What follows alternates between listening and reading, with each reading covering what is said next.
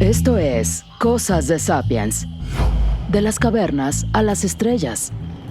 Iniciamos el viaje. Hola, ¿qué tal? Y bienvenidos a Cosas de Sapiens. Yo soy Víctor González, conmigo Maritza Gómez Saludos, Sapiens. y Sergio Velasco. Hola Maritza, hola Víctor, hola amigos, Cosas de Sapiens, bienvenidos a este viaje. ¿Qué prefieren, pato laqueado o Kentucky Fried Chicken? ¿Qué prefieren, fideos chinos o una Carl Jr.? ¿Qué prefieren, chow mein o cómo se llama esa cosa? Chow mein o Hamburguesa o ramen. instantáneos del súper. Sí, pues, ¿cómo les va? ¿Qué platican de esta semana? ¿Cómo va este inicio de año que también vamos cerrando el primer mes que rápidamente se cerró? Empezamos con muchas noticias, Maritza, no sé, no solamente de nuevos gobiernos, nuevos dictadores estadounidenses que andan corriendo gente a otros países, sino que bueno, pues se intensifica también este mentado ranking de la ciencia con respecto a las diferentes naciones y China haciendo ahí su trabajo muy importante y de eso vamos a platicar hoy, ¿no? De esta diplomacia científica entre China y Estados Unidos. ¿O qué, Maritza? Platícanos. Sí, como que ya saben que nosotros tenemos el ojo puesto en todo lo que está pasando en ciencia y tecnología alrededor del mundo, em, y cómo interactúa la ciencia y la tecnología con otras esferas de actividad de los Sapiens. Entonces, sí, propusimos para esta vez platicar un poquito de qué hacen los científicos para influir en la diplomacia y cómo la diplomacia influye en la ciencia, ¿no? Em, Y bueno, lo que digo ya, desde ya, es que si me escuchan así medio con la garganta cerrada, es porque a mí el año, la última semana del año, me regaló un resfriado ahí, así que Bueno, en esas andamos. ya Pero debes sí, estar saliendo. sí, ya no estoy muy mormada, ya va saliendo, ojalá que sí. Sí, este tema de diplomacia científica que tiene mucho que ver con el momento, puesto que ante esta intensificación de pues ya le dicen guerra comercial, no es una guerra fría, no es una guerra franca y abierta, es una guerra comercial entre Estados Unidos y China que se manifiesta en muchos diferentes sectores. Ya vimos en la semana cómo una nueva aplicación china desbancó o por lo menos puso a temblar a todas las grandes corporaciones de tecnología en Estados Unidos que están invirtiendo cientos de miles de millones de dólares para avanzar la inteligencia artificial. Y a China le dijeron no le vendan chips para que no se adelanten y con menos chips y menos dinero sacó DeepSeek, que fue una hecatombe por un día en Wall Street, hizo que la empresa más rica del mundo, que en ese momento Nvidia, la que fabrica los chips, perdiera casi 600 mil millones de dólares de valor especulativo en la bolsa, lo cual nos dice que la guerra por la supremacía tecnológica entre China y Estados Unidos está candente y cada vez más caliente. Oye, Víctor, déjame contarte lo que yo vi esta semana sobre DeepSeek, que me pareció súper interesante. The Guardian, este periódico, sacó un artículo el 28 de enero que dice, probamos DeepSeek y funcionaba bien hasta que le preguntamos sobre la matanza de Tiananmen Ah, y sobre Taiwán.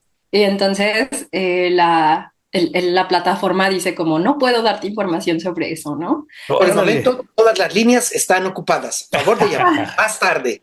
Ah, ¿Ah? ok, Entonces, no sabe, no, no tiene registro de tal. Mira, yo una vez estaba en China y y no debía haberlo hecho porque pudieron haber llegado ahí en ese momento a donde estaba. Le puse en Google Tiananmen y no sale nada. O sea, dice, hay ah, una plaza que está en tal lugar, pero no habla de lo que sucedió ahí y era Google. Lo que pasa es que está filtrado por el gobierno Claro, del claro. Partido Comunista Chino. Pero bueno, Bueno, tú lo ajá. dijiste bonito, está filtrado, yo digo está intervenido. Sí, sí, los resultados se tardan segundos en llegar cuando aquí, en cualquier otro lugar del mundo, llegan instantáneamente, llegan en microsegundos, en medio segundo. Allá se tardan 10, 15 segundos en darte una respuesta a Google, lo que te hace pensar que han de ser muchos los filtros por los que pasan. Pero bueno, estas tensiones que hay entre Estados Unidos y China en una guerra comercial, porque hay cooperación, son socios, no están peleados abiertamente, hay relaciones diplomáticas, se expresan respeto mutuo, pero luego también se aprietan en diferentes ámbitos del comercio, pero todas estas tensiones y obstáculos están llevando a que haya mayor vigilancia de parte de los gobiernos de estas dos naciones y otras más, pero sobre todo estas dos que son las protagonistas, que haya mayor vigilancia por preocupaciones de seguridad nacional y que hacen que se ponga más difícil la cooperación científica entre ambas naciones. Las Naciones Unidas y muchos investigadores han destacado que el papel fundamental que tiene la colaboración científica internacional, y de hecho, ayúdame Maritza a recordar, pero kudos, que se dice, pues este lema de la ciencia, que la C significa comunalidad, para no decir comunismo, y la U es de universalidad. Desinterés es la OSS, Organized Skepticism, es escepticismo organizado, como los pilares ideales de la ciencia, ¿no? Se supone que la ciencia es universal, que es una empresa humana, que es algo de los sapiens, que no debería de tener fronteras, pero en términos reales, en el mundo en el que vivimos, pues sí las tiene. Y esta labor científica internacional que en tiempos de paz, en tiempos de colaboración, en tiempos felices que nunca lo son por completo, se da esta colaboración y avanza la ciencia con investigaciones, con proyectos en los que hay un científico, hay un italiano, un chino, un ruso, y como chiste de esos de que llegan a un bar, ¿no? O sea, uno de cada país. Y lo hemos visto manifestado en diferentes proyectos interesantes, como la Estación Científica Internacional, que es, yo creo, uno de los más característicos de esto, porque fue instalada por Estados Unidos, Rusia, la Unión Europea, por ahí también participa Japón, Canadá, y están representadas las naciones que la financiaron dentro, o sea, físicamente dentro de la estación. Es una nave espacial con 6 personas, a veces lleva un poquito más en lo que cambian, que orbita la Tierra cada 90 minutos, que ve 18 atardeceres al día, siempre lo menciono porque me parece fascinante, y que tuitean desde allá arriba. Es la única nave espacial tripulada, hasta hace poco, porque los chinos ya tienen una, en donde aparte es zona franca. Cuando abajo hay tensiones en el mundo, arriba en la Estación Científica Internacional siguen haciendo sus Cantándole investigaciones. las mañanitas a un compañero allá arriba, al Sí, chinito. son amigos. O sea, están allá arriba juntos. Si algo pasa, les va a pasar juntos. Claro. Que deberíamos de verlo también en esta gran nave espacial autocontenida que es la Tierra. De todos modos estamos juntos todos. Y hay problemas que es de todos el problema. Problemas globales, como por ejemplo el cambio climático, la pérdida de la biodiversidad, las enfermedades infecciosas con potencial pandémico. Eso es que se busca que la cooperación científica internacional continúe. Las Naciones Unidas empuja hacia eso, pero luego nadie los oye cuando de veras se pelean. Entonces, el ascenso de países no occidentales, como por ejemplo Brasil, Rusia, India, China y Sudáfrica, como potencias científicas que antes no lo eran tanto, pues estimula la cooperación internacional, pero en los últimos años las tensiones entre las superpotencias, Estados Unidos y China, Rusia y Europa, pues ha hecho que aumente estos roces, que aumenten los roces y también el aumento del nacionalismo y también la guerra en Ucrania han hecho que estos gobiernos pues pongan más restricciones. Resulta cada vez más difícil la cooperación científica internacional. Incluso en algunos casos poniendo restricciones para que suceda esta cooperación científica internacional. Pero ahorita no hables de dinero y de tasas comerciales de un país a otro porque nos vamos a poner tristes acá en México. sí, no, estamos a punto de ver aquí algunas tensiones también, pero económicas. Pero vamos a hablar un poquito de diplomacia científica porque además es tema de especialidad de Maritza. Así que explícanos, Maritza, por favor, un poquito de historia y contexto. Entrémosle a platicar un poquito de cómo se manifiesta esta tensión geopolítica en la cooperación científica internacional en la historia de los sapiens. Seguro. Igual empiezo un poquito por el contexto y me voy a la historia. Y, o sea, investigo esto, le hago como que sea esto, pero es un tema súper interesante. Platicábamos los tres, ¿no? Que qué pasa con la ciencia cuando vemos a nuestro alrededor procesos como la invasión rusa de Ucrania o el conflicto, el genocidio en Gaza, la crisis climática, el potencial de una guerra nuclear. Entonces, platicábamos sobre cómo impactan en la ciencia todos estos procesos que aparentemente no tendrían que ver con investigación científica y tecnológica. Y bueno, pues sí, hay toda una rama de la historia y de las ciencias sociales que se dedica a investigar justamente esto, cómo la ciencia es usada como un instrumento para influir en las relaciones diplomáticas, ya sea para mantenerlas o para romperlas, ¿eh?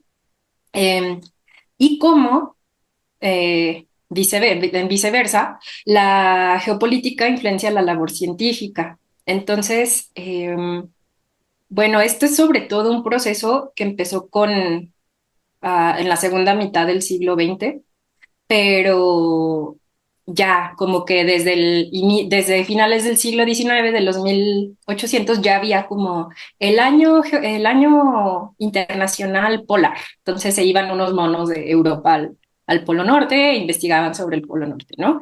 Sin embargo, después de la Segunda Guerra Mundial, en la Guerra Fría, ya vemos como más intentos de cooperación científica y de usar la ciencia para mantener como buenas relaciones diplomáticas. Em, y hoy pusimos a Sergio a hacer la tarea, ¿verdad, Sergio? No, porque, bueno, platicábamos que uno de los mayores ejemplos de como diplomacia y de tránsito de científicos para poder continuar su trabajo fue en la Segunda Guerra Mundial, tras la Segunda Guerra Mundial o durante. Acabamos de ver Oppenheimer, ¿no? Hace un par de años que nos dio mucha luz de cómo estaba esta tensión y sobre todo este intercambio de científicos de diferentes naciones en otros países. Sí, entonces llegaron muchísimos científicos refugiados de de Europa a Estados Unidos, ¿no? Por ejemplo, algunos de los que trabajaron con Oppenheimer, que salen en la película, eh, se me fue el nombre de Enrico Fermi. Enrico Fermi Sí, no era judío, italiano, pero ¿no? Ajá. ajá, tenía una esposa judía.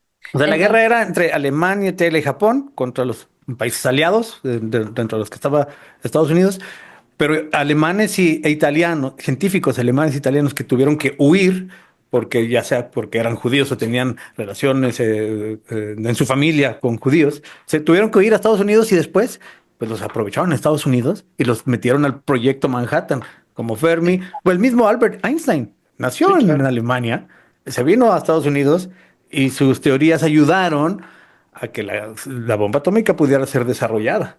¿Y quiénes más Nadie sabe también? para quién trabaja. Leo Szilard, John von Neumann, que siempre les cuento que leí bueno, la biografía de John von Neumann es como súper interesante, ¿no? Con todo lo que tuvo que ver con, digo, influenciando la computación, el game theory, la teoría de juegos. Entonces, si no hubiera sido por la disposición estadounidense para recibir a estos científicos judíos en ese momento, pues el mundo se habría quedado a lo mejor sin grandes mentes. Algo que se me hace como fundamental que platiquemos es, ok, tenemos este primer ejemplo, empezando con la Segunda Guerra Mundial. ¿Qué pasa con la ciencia cuando hay conflictos armados? Pues primero, lo que decíamos, hay una emigración súper fuerte de científicos, ¿no? Porque si sabes que vienen a bombardearte, pues ¿qué vas a hacer? ¿Cuidar de tus microbios en el laboratorio o correr? Órale. Pues le corres.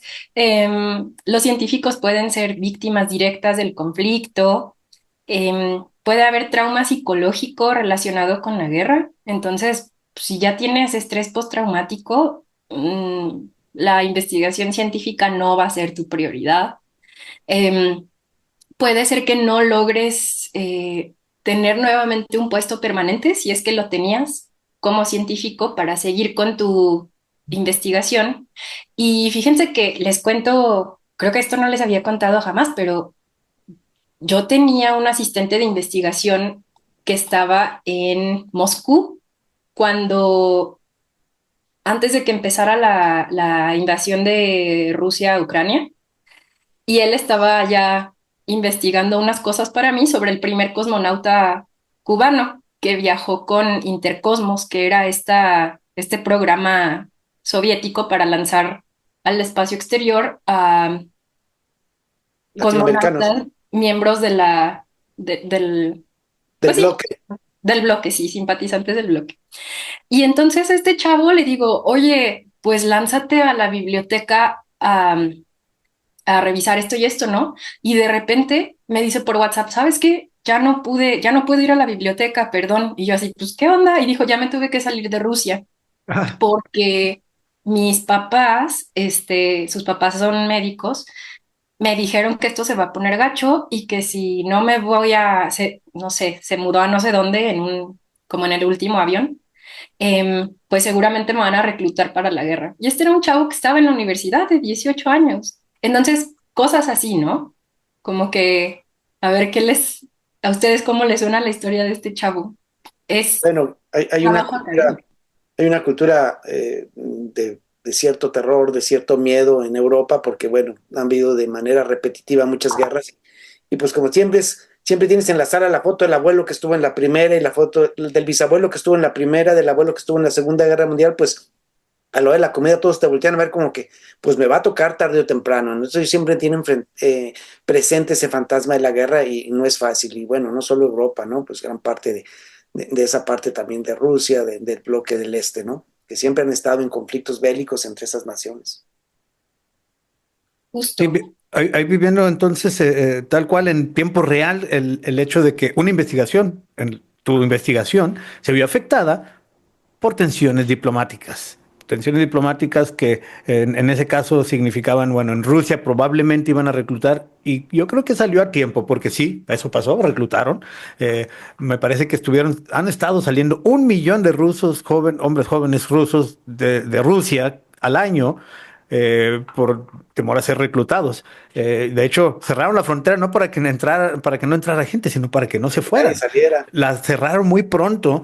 Entonces, ese es el momento en el que algunos científicos alcanzan a salir. Ese fue el momento, algo así, un momento similar a de haber sido el momento que se alcanzó a ir Albert Einstein, Enrico Fermi, de Alemania. Quizá es algo estratégico que no cuidaron bastante lo suficiente los nazis en ese momento. Eh, de hecho, es algo que vemos mucho hasta en las películas, ¿no? Sergio, habíamos platicado eso de que es común, no me acuerdo, pero creo que en todas las de James Bond o en películas así de espías siempre es el científico al que quieren raptar porque tiene la fórmula con la que se va a ganar la guerra o algo así. Y es así es.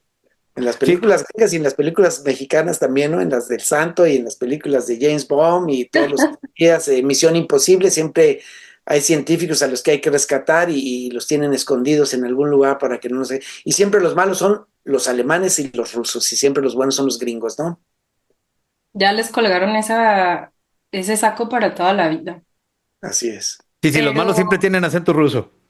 En Así sí, Estados Unidos, en el cine de Hollywood, el malo siempre tiene acento ruso. tiene que Seguramente hablar del otro como lado Boris. ha de ser al revés. Es. Él se llama Boris. Se llama Boris. Está Igor. muerto y tiene cara de malote, ¿no? Sí, los malos en James Bond siempre son Boris, Igor, cosas así. Sí. Bueno, pero ahora hablemos de algunas de las cooperaciones internacionales que se han hecho. Ya mencioné la Estación Científica Internacional. Hay otros proyectos importantes en los que el hecho de que se pueda hacer entre todos es lo que lo hace posible, porque si no, no se podría. Hay experimentos que no se hacen en un laboratorio o que el laboratorio no cabe en un edificio. Por ejemplo, el gran colisionador de hadrones del centro CERN, que es la máquina más grande que hemos construido los sapiens en la historia. El experimento más costoso, complejo y que además no nomás no cabe en un edificio, en un laboratorio, no cabe en un país, es transnacional, está entre, ¿qué es? Suiza y Francia, bajo tierra, con investigadores de 12 países europeos, los que lo fundaron. Platícanos un poquito de ese, Maritza. ay, pues ya me pusiste, es que Ya me metiste en estoy acá, problemas. estoy acá riéndome porque no sé si capaz que no, pero tú, Víctor, tú, Sergio, ¿han visto un programa de Netflix que se llama, es una chava, que se llama Filomena Kunk, que se llama Kunk on Earth, Kunk on no sé qué. Si no ¿No? lo han visto, te lo recomiendo, pero es una comediante que entrevista a científicos y entre otros entrevista a científicos del Centro Europeo para la Investigación Nuclear. Ah, Entonces sí, va ella y les pregunta como, oye, ¿qué hacen aquí? Y bueno, es un centro fundado en 1954 por 12 países europeos en que, a ver, tú explícame, Víctor, tú eres el que me tiene que explicar a mí, tú eres el chido de la ciencia. ¿Qué hacen con los átomos para hacer y luego los hacen que choquen a gran velocidad? Como Sí, no son átomos, son partículas subatómicas. partículas. Ajá, sí. Al ser Aquí partículas queremos eso. subatómicas, pueden ser influenciadas por magnetismo. Entonces, haz de cuenta que es como una autopista en donde pones un carrito o una canica. Vamos a imaginar más bien una canica que la vas a Vale. mandar por un tubo. Esa canica se acelera porque el tubo está rodeado de imanes y entonces acelera la canica. Entonces hay una manguera enorme de kilómetros, de 30 kilómetros, que hace que la canica vaya acelerando y acelerando, acelerando, acelerando, y el imán hace que la canica acelere a velocidades cercanas a la velocidad de la luz. Pero también hay otra manguera y que está acelerando otra canica en dirección contraria. En realidad la canica es un protón y las mangueras son, la máquina del CERN, el acelerador de partículas, que es un enorme tubo donde cabe gente y todo, pero ya en donde van las partículas subatómicas son como las mangueras que llevan una canica en una dirección y en otra y las aceleran cercanas a la velocidad de la luz. Y fíjate nada más qué manifestación de esta frase que me gusta decir, chango curioso que aprendió a hablar y se puso a experimentar y dijo, ¿qué pasaría si hago que las canicas choquen de frente a la velocidad de la luz? Eso es lo que hace un coleccionador de hadrones. Hace Oye, ahorita unas que, partículas subatómicas y le toma fotos a lo que pasa en la explosión. Y esas ahora fotos ayudan a comprobar hipótesis como, por ejemplo, el bosón de Higgs. Ahí lo comprobaron. del que tenemos un episodio, ¿cierto? Tenemos un episodio sobre el bosón de Higgs, ahí lo puedes encontrar. Y además se encontraron cosas que no suceden en la realidad, digamos, mesoatómica o en el mundo en el que vivimos, sino que solo suceden allá adentro porque responden a las leyes de la mecánica cuántica, que son muy antiintuitivas, pero que son reales porque, o al menos las consideramos ciertas porque cada vez que hacemos experimentos se comprueba que sí sucede. Como por ejemplo, el hecho de que se hayan golpeado dos canicas, una enfrente de otra. Ahora sí voy a regresar a la analogía del carrito. Imagínate que son dos carritos, como jugábamos con carritos, Sergio, cuando éramos niños, y que pones en una autopista de bajada de los dos lados dos carritos que choquen. Y una vez que choquen, cuentas las piezas. Bueno, aquí lo que pasó es que chocaron dos carritos y cuando contaron las piezas había 19 llantas. ¿Cómo puede Faltaba ser? todavía. Si eran dos Había llantas de carritos, más. ¿por qué encontramos 19 llantas y nomás eran dos carritos? Eso es lo extraño que sucede en un coleccionado de hadrones que solo se puede dar a esas velocidades y bajo esas circunstancias que asemejan a las que sucedieron en el momento que inició el universo. Un instante después del Big Bang se daban condiciones similares y la única manera de probar qué pasa con la materia bajo esas condiciones, pues es simularlas. Y un colisionador de hadrones eso hace, simular las condiciones después del Big Bang para ver cómo se comporta la materia, con choques intencionales entre dos partículas subatómicas y cámaras que toman fotos de lo que sucede después. ¿Qué sale? Pues otras partículas más pequeñas que las partículas subatómicas, que son los cuantos. Por cierto, estamos en el año de la ciencia cuántica. Ujú. Si abres la página del CERN, ahí dice año ¿Te acuerdas que cuando hablamos de la computación cuántica decíamos, este es el año Sí. pues es el año de la ciencia cuántica? A ver si hablamos más de esto en cosas de Sapiens, porque se están estimulando muchos proyectos y aparte pues, estamos suscritos, ¿no? Estamos informando de todo lo que hacemos en el Quantum Year. Pues bueno, Oye, me ese puso un... experimento tan relevante que nos ha dado una idea para saber más de cómo está tejida la realidad del universo en el que habitamos, no pudieron haberlo hecho solamente los suizos o solamente los franceses o solamente los norteamericanos. En realidad, la ciencia básica que hay detrás ha provenido de diversas partes del mundo.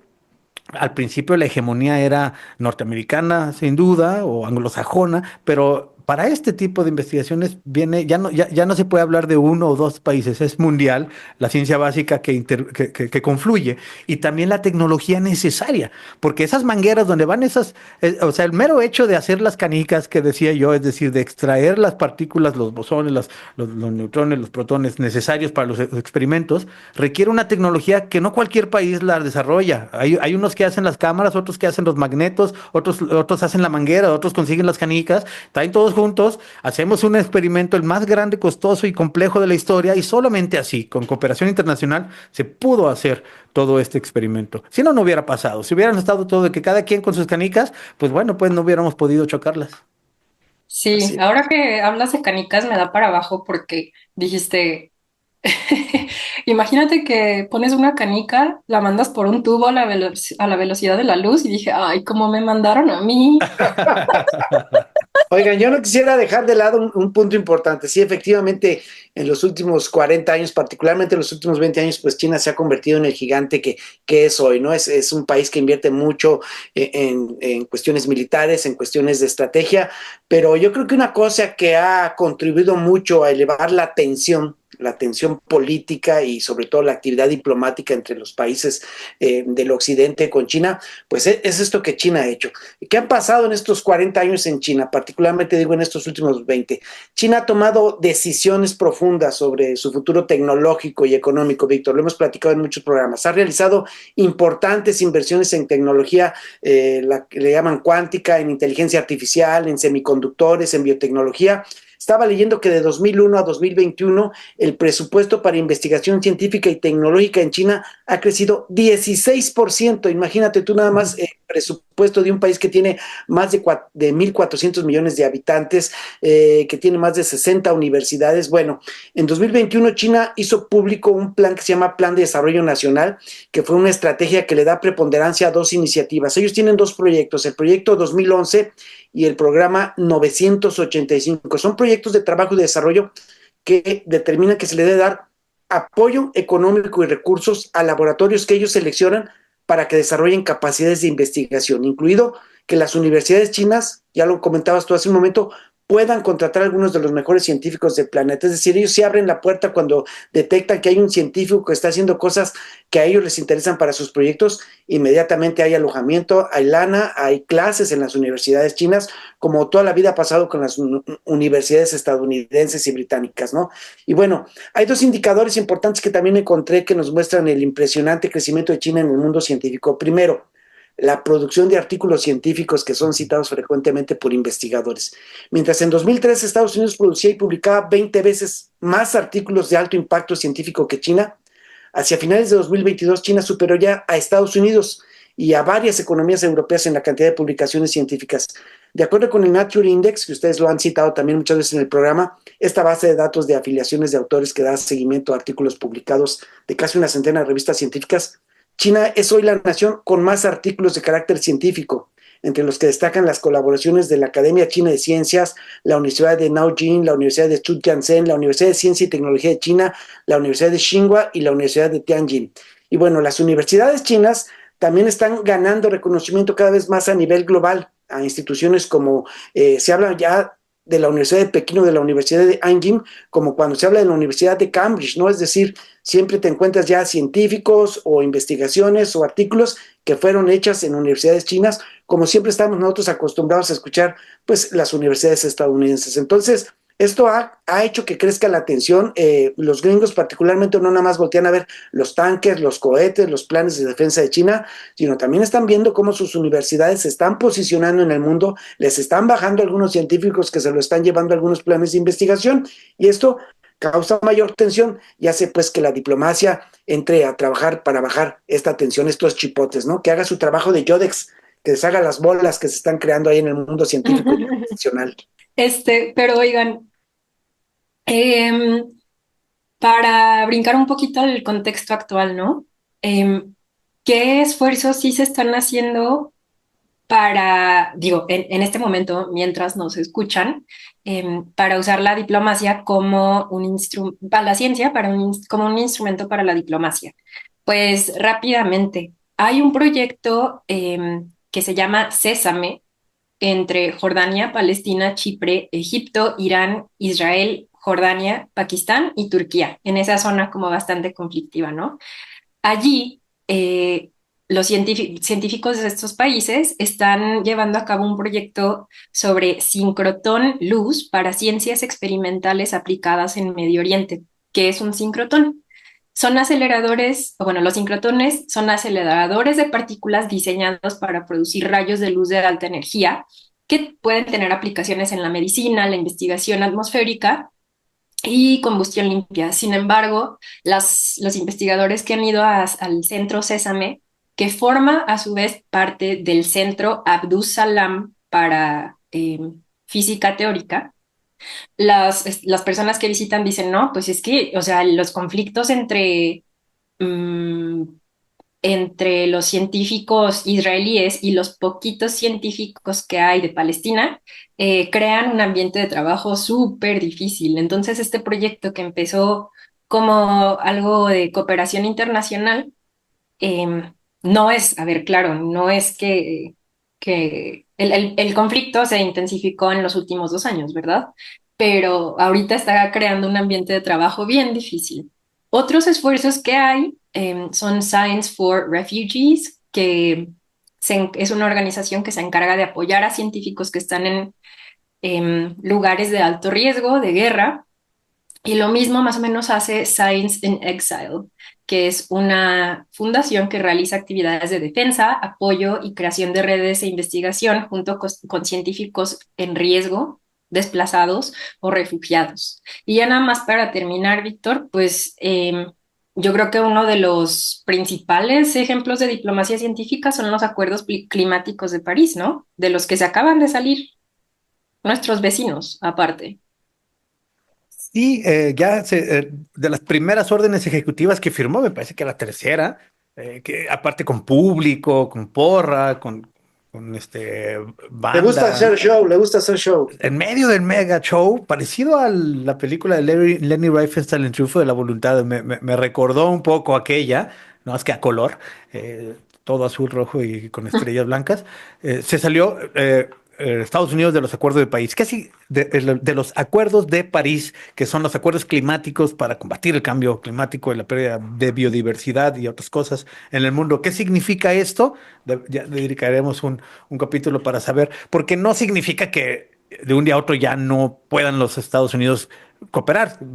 Se lleva un tiempo, pero sí seguramente será un estímulo negativo para la cooperación internacional contra el cambio climático. Eh, eh, ¿Qué otros problemas habrá por la geopolítica o por la influencia geopolítica actual en la cooperación científica internacional? ¿Cuáles otros obstáculos pondrá el gobierno de un país a la cooperación con otro? ¿Cuáles serán las consecuencias? Eso es algo que vamos a estar pendientes y que vamos a seguir viendo. Por ejemplo, el obstáculo que le puso a la innovación tecnológica o tratando de obstaculizar la innovación tecnológica china, Estados Unidos limitó el número de chips de Nvidia que se le venden a China. Y los chinos lo que hicieron es que con menos chips lograron resultados similares que los que hace Estados Unidos con más chips, con más dinero y con los más nuevos que se los venden solamente a las ¿Quiénes empresas. son los socios capitalistas de Nvidia? Es decir, porque, bueno, viene del mundo empresarial el presidente estadounidense y por querer influir o presionar políticamente vino a afectar de una manera muy fuerte la economía de su propio país y terminó afectando a un gran capital de su país por un posicionamiento que dio en una rueda de prensa o en un evento, ¿no? Entonces imagínate de qué tamaño, qué va a pasar con todas las armadoras de autos de capital estadounidense que están en otros países y que se van a ver obligadas en su momento también a ser presionadas por las mismas naciones porque no están dejando que sus ciudadanos trabajen de una manera tranquila, a gusto en su propio país, ¿no?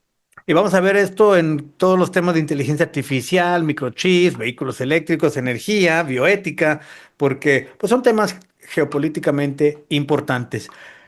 Va. Y bueno, ya nada más antes de cerrar, Víctor, una noticia que salió en estos días, pero que tiene que ver con lo que platicamos. Desaparecieron la Agencia Espacial Mexicana en estos días. Y ustedes se preguntarán, bueno, ¿y eso qué tiene que ver con diplomacia científica? Sí, resulta que México tenía una agencia espacial que acaban de desaparecer. Sin embargo, el proyecto que sí sigue en pie desde la Secretaría de Relaciones Exteriores es la Agencia Latinoamericana y Caribeña del Espacio. Y esta agencia que están promoviendo México, las Cancillerías de México y de Argentina, tiene como finalidad que América Latina tenga soberanía en materia espacial, ¿no? Y en eso, digo, qué nos beneficia o cómo nos ayudaría, pues simplemente que podríamos dejar de rentar servicios satelitales a países como Europa o Estados Unidos y pues sería bastante más barato un montón de servicios para la población de América Latina y esos servicios podrían ser como diseñados para las necesidades de los países latinoamericanos. A ver, Entonces, perdón, es que ahorita que estás platicando esto me vino a la mente el proyecto Morelos 1 y el proyecto Morelos 2, los primeros satélites que México tuvo en la era de Miguel de la Madrid, y se subieron y se pusieron en órbita a través de naves estadounidenses. ¿Cómo le haríamos ahora si queremos mandar algunos satélites? Ya no es necesaria la nave. ¿Qué pasa aquí? Platíquenos un poquito de eso. pues fíjate que el sistema satelital Morelos, que sí lanzaron en el 85 y el 98, que eran de comunicaciones o son de comunicaciones, Sí. pues según yo, no, digamos, no eran de manufactura mexicana. Víctor, a lo mejor me corriges, pero dejando a lado Morelos, si América Latina quisiera hacer sus propios lanzamientos satelitales, lo ideal sería, dependiendo del tipo de satélite y de órbita, lo ideal sería que hubiera bases de lanzamiento en Colombia, Ecuador y Brasil, que ya hay, porque cuando lanzas el cohete se necesita menos combustible para lanzar un cohete desde cercano al Ecuador para que empiece su órbita, que por un decir de México. No tendría mucho sentido tener bases de lanzamiento en México, ¿no? Entonces, sí, hay un montón de trabajo que hacer, pero sabemos que el director de la Agencia Latinoamericana y Caribeña del Espacio nos está escuchando, así que pónganse las pilas, no vayan a dejar pasar la oportunidad de hacer Invéntense algo que pueda elevarse con tequila y nosotros les ponemos el combustible. Acá hay mucho, acá producimos mucho etanol de todo tipo. Sí, claro, es de importancia geopolítica, económica y hasta social el hecho de que como país y como región subcontinental, América Latina, estimule la investigación y la innovación para cosas que se van a usar en el futuro, porque si no estaríamos condenados a comprar soluciones importadas que nos las venden más caras y no siempre las más nuevas, y todavía seguimos pagando cada vez que compras una licuadora la patente del que la inventó. Pero si diseñamos nuestras propias soluciones para las necesidades que tenemos hoy y en el futuro, podríamos hacerlas diseñadas de una manera más específica para nuestras necesidades y también dejaríamos de tener que pagar la propiedad intelectual y los derechos de reproducción de quienes lo inventaron, porque lo podemos hacer acá. Además de que conviene más despegar los cohetes más cercano al Ecuador, y América Latina tiene el Ecuador. Hay un país que se llama así en América Latina. Por eso en Estados Unidos despegan de Florida, porque están a la latitud más o menos de Cancún. Entonces, Oye, pero yo no sé si México ya tiene relaciones diplomáticas otra vez con Ecuador, porque sí, después de cierto. que... A ver si Ah, difícil. a ver si nos volvemos a hacer amigos. Ese es un problema de diplomacia que no habíamos tomado en cuenta. No lo habíamos tomado en cuenta. Bueno, con que esté cerca del Ecuador, pero sí, en América Latina es importante que América Latina esté impulsando esto. Ojalá que México también regrese a la senda de invertir más en la ciencia básica de cosas que van a redituar hacia adelante para no seguir solamente pues comprándole los servicios a los que lo hicieron primero. Que oye, Sergio, los Morelos 1 y 2 eran gringos. Ah, ok. El aparato era gringo, pero el proyecto mexicano. Era manufactura gringa, pero lana mexicana, según yo, ¿no? Sí, de una compañía que se llama Hughes Aircraft. Así que bueno, muy Morelos, pero... Si queremos poner más satélites en órbita mexicanos para cuestiones de investigación, ciencia, educación, todo lo que se necesita, ¿dónde se van a colocar para ser puestos en órbita y de dónde van a salir? Es decir, ahora, en este momento ya ni siquiera tienes que rentárselo a la NASA, por ejemplo, o a otro país, sino que hay empresas privadas. Ya sé, me vas a decir que Maritza tiene un amigo con un escritorio en la Casa Blanca, que tiene cohetes y que tiene sus propias naves, ¿verdad? De hecho le da raid a los astronautas de la NASA. Bueno, todos los caminos conducen a Roma. A lo mejor ya regresa a los astronautas que siguen allá arriba. ¿Siguen? Siguen. Híjole, a ver si ya le pidió que los bajara. Sí, sí, es que no estaba en la logística. Lo dije, sí, lo dejamos ahí en la cola. El archivo está ahí, atrás de otros pendientes más urgentes. Pura chorcha, pura chorcha. Bueno, Bueno, pues seguiremos ahí al pendiente de estas políticas y estas tensiones geopolíticas que hay entre las naciones y sobre todo de sus consecuencias para la investigación científica, la cooperación, la innovación tecnológica, para los negocios. El cruce entre tecnología y negocios nos dice mucho hacia dónde va el mundo, sobre todo ahora que se están dando estas innovaciones tan importantes, esos empujes tan importantes en inteligencia artificial. Es como, estamos en el tiempo como cuando se inventó Internet. La inteligencia artificial va a ser un hito similar. A lo mejor no vaya a ser tanto como se imaginan los que más creen que va a ser el gran cambio. A lo mejor no va a ser tan malo como muchos creen también en términos de, por ejemplo, pérdida de empleos. Se crean nuevos empleos, quizá. Digo a lo mejor porque no sabemos. Lo que sí es que estamos seguros es que va a haber un estímulo y un cambio importante en el cual no se quieren quedar atrás ninguna de las naciones y China, aunque no tiene a Nvidia y no tiene tantos chips, está haciendo más o menos lo mismo con menos, que más o menos, que esa es el eslogan de los chinos, es lo mismo por menos. Están haciendo algo similar con menos infraestructura porque les limitaron esa infraestructura por diplomacia, por problemas geopolíticos y por medidas no diplomáticas, en este caso fueron comerciales que tomó Estados Unidos. El nacionalismo que propone el nuevo presidente de Estados Unidos y el proteccionismo en el cual se está inscribiendo hace pensar que se van a poner, todo esto de lo que hablamos se va a poner un poquito más estricto. Va a haber más cierres, pero ¿cuál fue el costo de ponerle obstáculos a la innovación china? Pues que hicieron más con menos y que en este momento en Wall Street han estado subiendo y bajando y la volatilidad de las empresas que han gastado cientos de millones de dólares y que vieron que los chinos con mucho menos hicieron algo similar, pues los tiene preocupados. Pues bueno. bueno, si están de acuerdo, por ahí cerramos desde el show. ¿Algo quedó en el tintero por allá, Sergio? Nos podemos despedir con aquella frase de Quino en las tiras de Mafalda que dice: el día que los millones de chinos se pongan todos de acuerdo y decidan dar una patada en el piso al mismo tiempo, el resto del mundo lo va a pasar muy mal. Sí, nos va a hacer temblar a todos y brincan todos al mismo tiempo. Es un tema interesantísimo porque China sí es un país. La economía china se asemeja, el Producto Interno Bruto de China se asemeja al de Estados Unidos, casi lo alcanza, aunque parece que no lo va a alcanzar, pero se asemejan, o sea, es una economía. El tema aquí es la edad de la economía, o sea, China tiene con esto 40 años, 60 años, ponle. Esto es algo bien interesante, mira, ya llevan décadas La diciendo los velocidad analistas. con la que se desarrolla y crece. Ujú. O sea, necesitamos 1 millón para el campo, manden 1 millón para allá. Necesitamos 1 millón para que tumben ese cerro, ahí va 1 millón de chinitos. La cantidad de gente también, al final influye la mano de obra en los volúmenes y en las exportaciones. Entonces, Sí. no quitemos ese punto de encima porque tarde o temprano va a generar un serio problema, no solo a Estados Unidos, también a nosotros. Así que hay que portarnos bien con los chinos.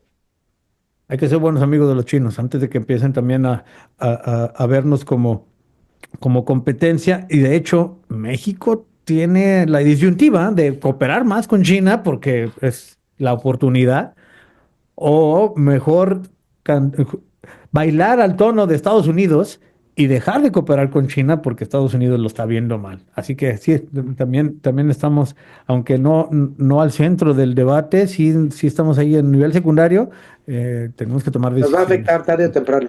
Nos va a afectar. Pues bueno, muchas gracias, amigos. Un saludo hasta Tepatitlán, para Maritza, aquí mismo en Guadalajara para Sergio, a nuestros amigos que nos escuchan y que nos ven. Muchas gracias por mantenernos ahí andando mientras nos escuchan, mientras nos siguen. Nosotros seguimos también en las listas en el ranking de podcast más escuchados de ciencia en México, en Spotify. Muchas gracias a los que nos escuchan y que nos ven. Recuerda que si te gusta lo que hacemos, suscríbete y comparte. Y si no, bienvenido al debate. Terminamos. Te esperamos en el próximo viaje. Cosas de Sapiens es producido por el Centro Universitario de los Altos de la Universidad de Guadalajara.